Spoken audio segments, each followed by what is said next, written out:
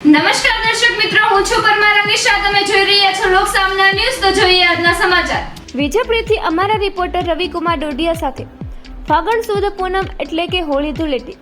આ પાવન પર્વ નિમિત્તે વિજયપુરના સ્વામિનારાયણ મંદિરના સત્સંગી ભાઈઓ તથા બહેનોએ મહુવા સ્વામિનારાયણ મંદિરમાં ધજા આરોપણનો કાર્યક્રમ રાખવામાં આવ્યો હતો.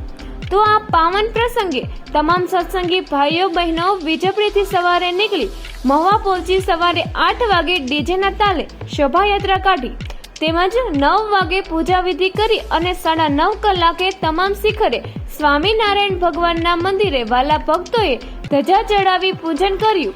ત્યાર પછી 1 કલાક પરમ પૂજ્ય સતગુરુ સ્વામીએ સભા કરી પ્રવચનનો લાભ આપ્યો અને સત્સંગીને સમજાવ્યું કે સત્સંગ શું છે, સત્સંગ કેવી રીતે કરવો એના વિશે ભક્તોને સમજાવ્યા.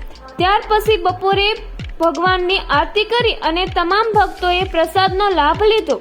ત્યાર પછી રંગ ઉત્સવનો કાર્યક્રમ રાખવામાં આવ્યો હતો, જેમાં મોટું ટ્રેક્ટર ભરી અને રંગ ગુલાલ ઉડાડી તમામ ભક્તોએ રાસલીલા કરી અને રંગ ઉડાડી તમામ એકબીજાને ગુલાલ ઉડાડી રંગે રમ્યા. ત્યાર પછી તમામ ભક્તોને સ્વામીએ પાણીના ટેન્કરથી નવડાવ્યા.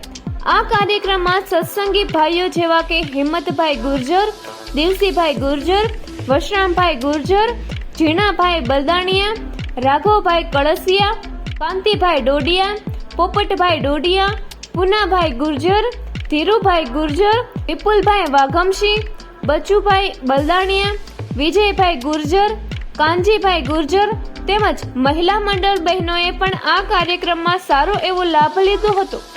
આ કાર્યક્રમને દીપાવવા માટે ફોટોગ્રાફી, વિડીયોગ્રાફી અરવિંદભાઈ ડોડિયા શ્યામ સ્ટુડિયોએ કરી હતી. ફરી મળીશું એક નવા સમાચાર સાથે. ત્યાં સુધી જોતા રહો લોક સામના ન્યૂઝ.